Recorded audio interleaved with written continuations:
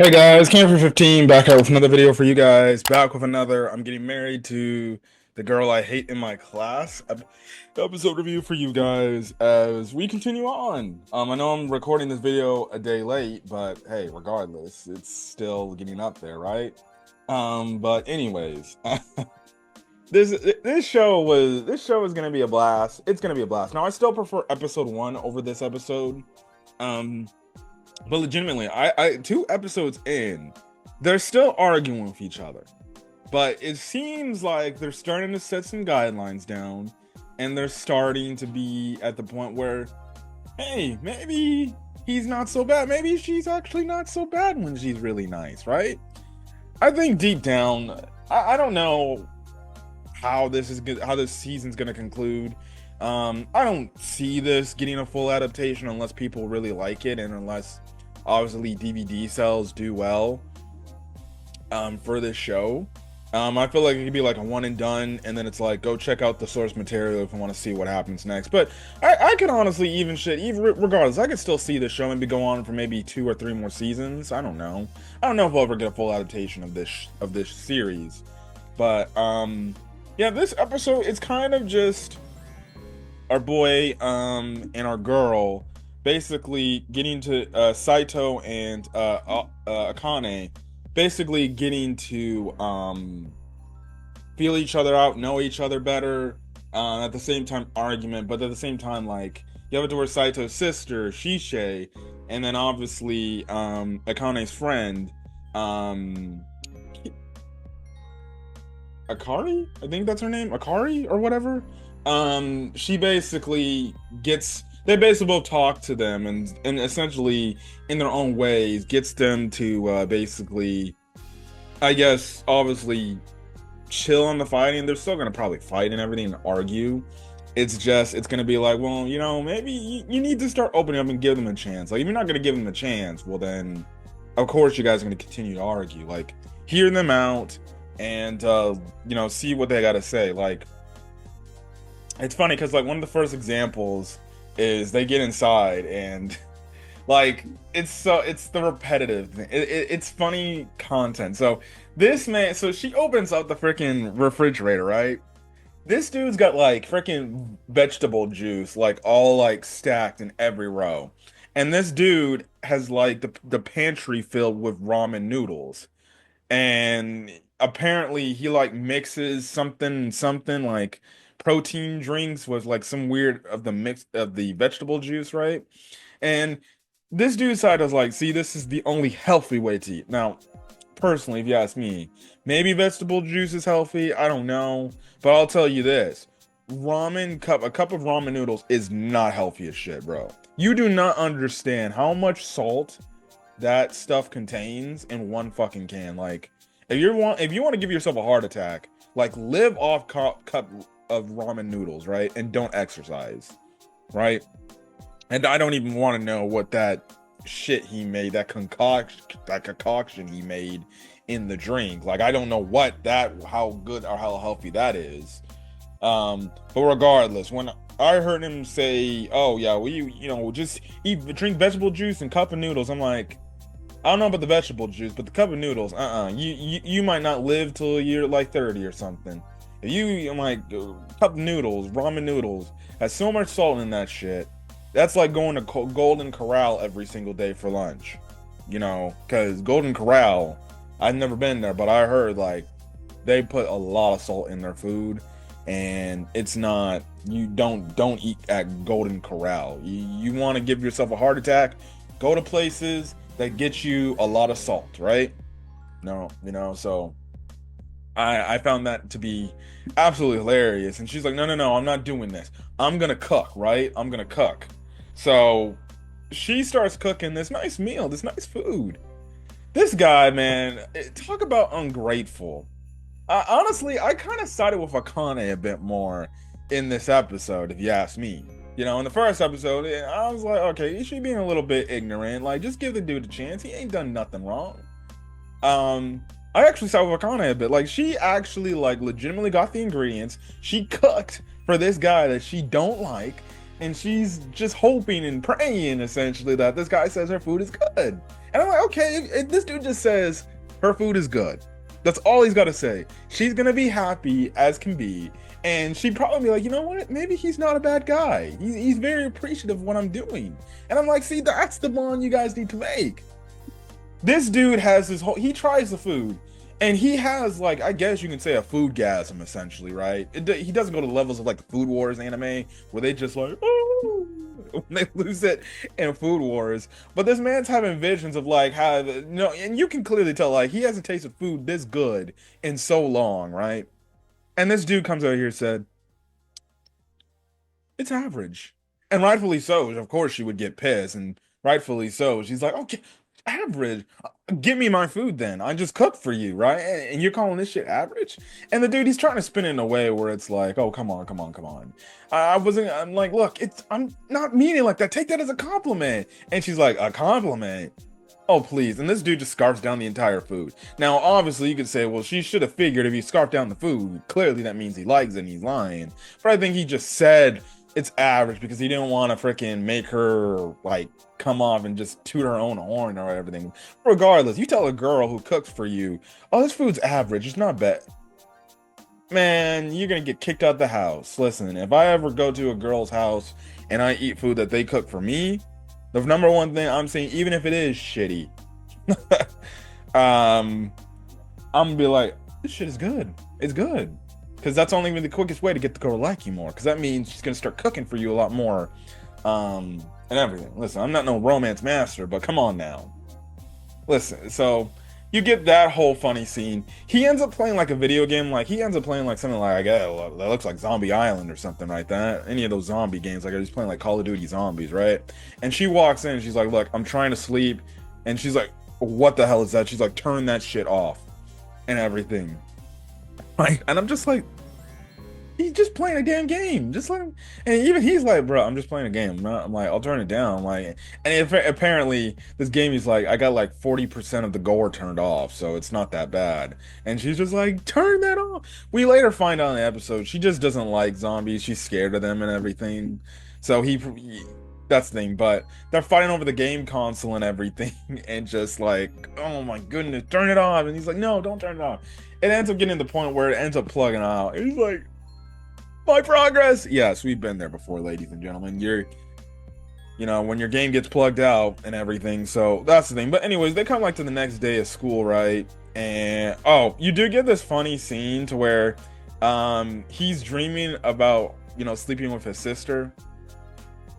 This man grabs Akane and just is like holding her tight. I thought that was a cute moment, but she was doing that to wake him up, and she's like, oh my god, and everything. And he's just like, look, I'm sorry for not expecting you to wake up, right?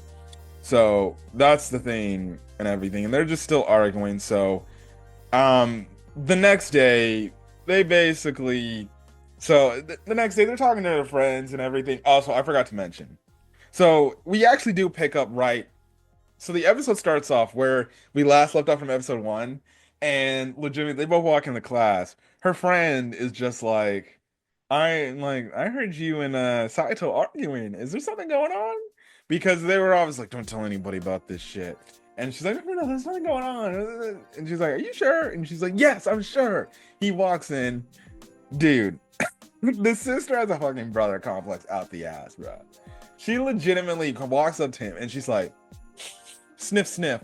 And I'm just like, oh, hell no. We ain't getting this. We ain't getting this type of fucking sister up in here, bro. She's like, you smell like new shampoo. And he's like, oh, I'm like, look, I just tried it.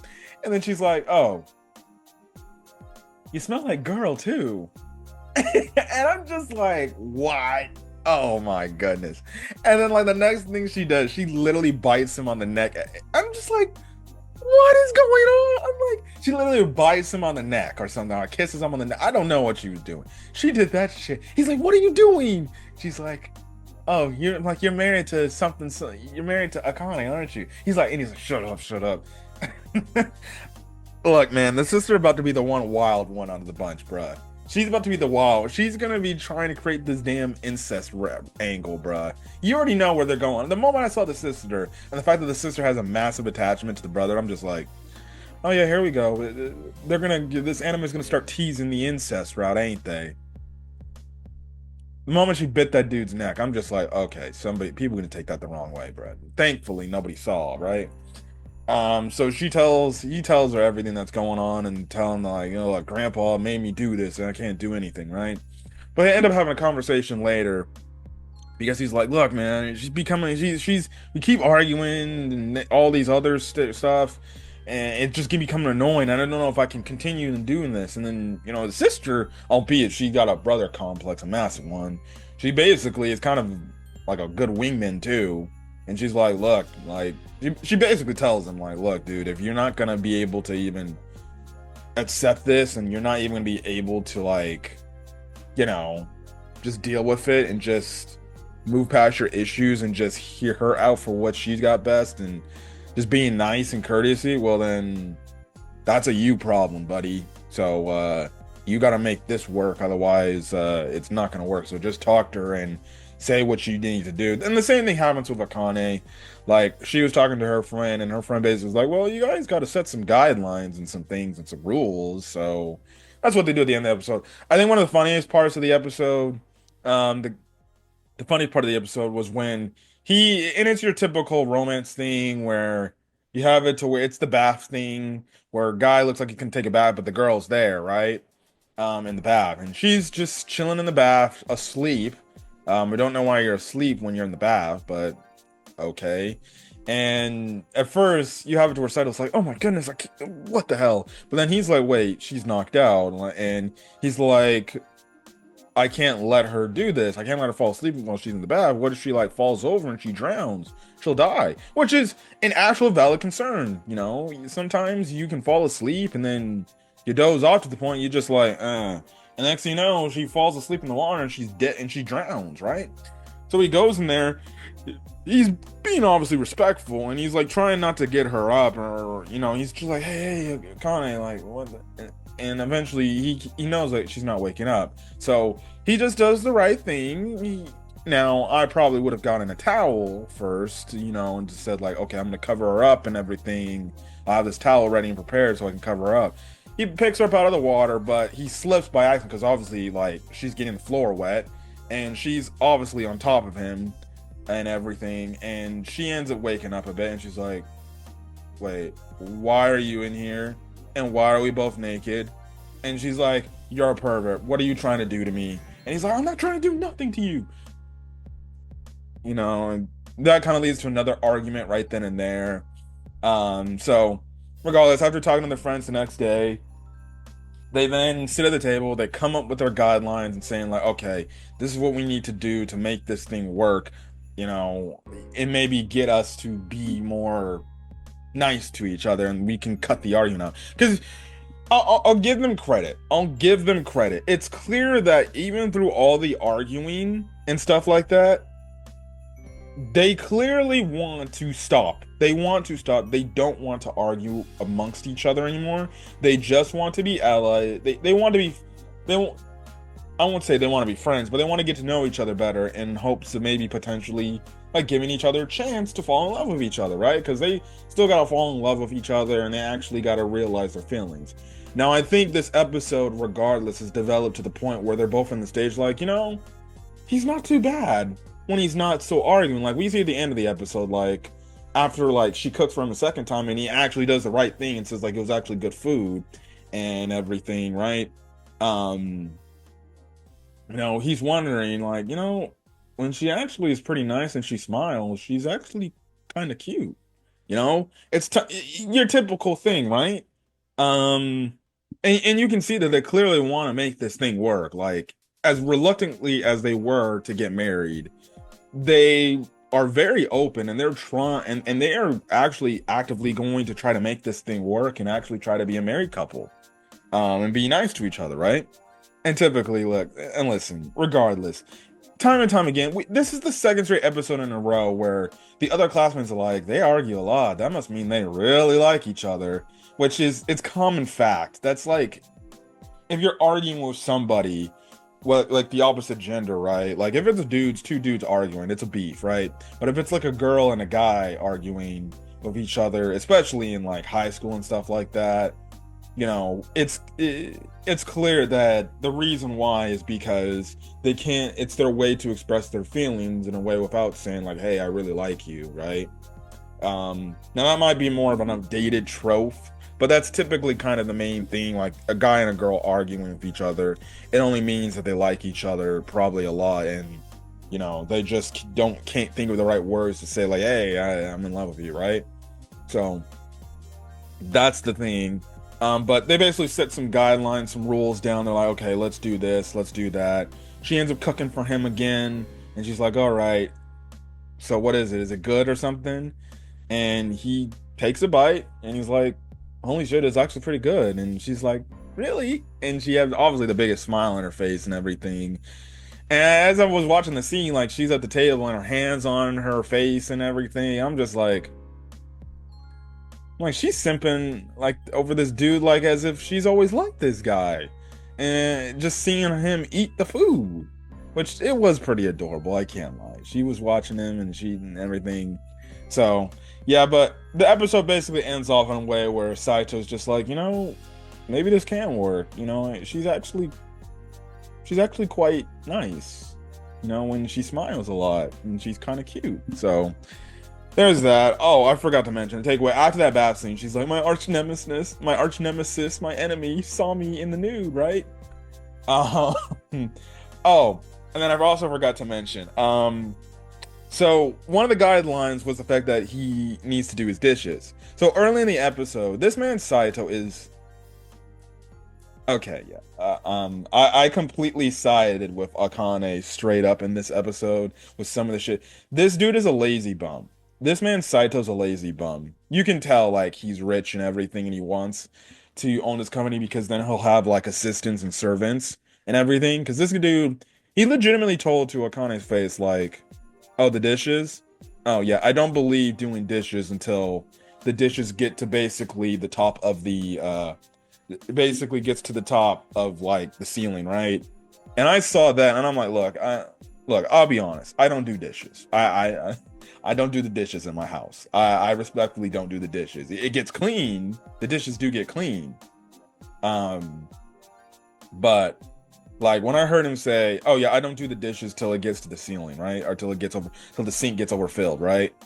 And I'm just like, nah, bruh, nah. And like he talks about not doing his laundry for an extended period of time, and I'm just like, oh my goodness. And I think he even talked about like not taking a bath or a shower in a certain amount. I'm just like, this guy is disgusting and he's lazy, and Akane needs to make this guy realize he needs to have better hygiene. But when he said, I don't do the dishes till like the shit's overfilled, I'm like, bruh. I'm like, well, then you might as well just go to the store and go get some paper plates. Then you don't have to do no damn dishes. Get some utensils, get some paper plates, some plastic and paper plates, and from the store. And then guess what? You can just throw those things out, and you don't have to do no damn dishes. Now that's gonna be more costly over time because you're gonna have to continue to get more plastic utensils and paper plates and shit like that compared to silverware. But I heard him say that. I'm like, bro, you come on, man. You got to do your damn dishes. And at the end of the episode, he's doing the dishes, right? And she's helping alongside him and everything. And I'm just like, oh, that's nice. That's what a very nice, cute little married couple would do, working together. And so yeah. And then it was also funny, like, also one of the episodes, he's walking after he takes a shower or whatever. And her friend and Akane was calling her friend, right? And she's like, I think this might actually work. And she's like, see, I told you it wasn't gonna be that. And he's like, okay, I'll call you back. So then she lays down and she's like, all right, I'm ready. You can touch me. You can feel me up whenever you want. Because that was one of the things. Remember from the first episode, he accidentally touched her. So they made the whole thing of like, if we're in bed, you can touch me, right? She completely thought the other way. She was thinking like, oh, this man wants to like basically get a little bit frisky in bed, like just wrap and touch and feel her up a bit, right? And this dude's like, no, I'm not talking about that. I'm just talking like if I accidentally hit you and we're sleeping in the same bed, right? Where I like accidentally hit your leg or your foot or your butt or something like that, right? By accident, right? When I don't mean it. And I think this guy's courtesy to ask, like, hey, is it okay if I get a little bit frisky and everything? And it seems like she's okay with it. she's okay with it as long as she gives her consent, right? But this show is funny. I still do think episode one was a lot more funnier, and it was the grandpa element. This episode was kind of more tame. I do hope episode three picks up the craziness and we get some crazy. The only crazy part is just like the shit that Saito lives by, and the fact that the sister gave him like a goddamn neck kiss. And I'm just like, what? Wow, this is crazy. Nah, but still, episode one, I thought was just absolutely batshit crazy with them damn grandparents. So, regardless, that's all I gotta say there. So, if you guys like the video, leave a like, put in the comment section your thoughts, hit the subscribe button if you want to get more of this anime and any other anime upload to the channel. Until then, guys, stay safe out there and have a great rest of your day, and things like that. Till then, guys, peace.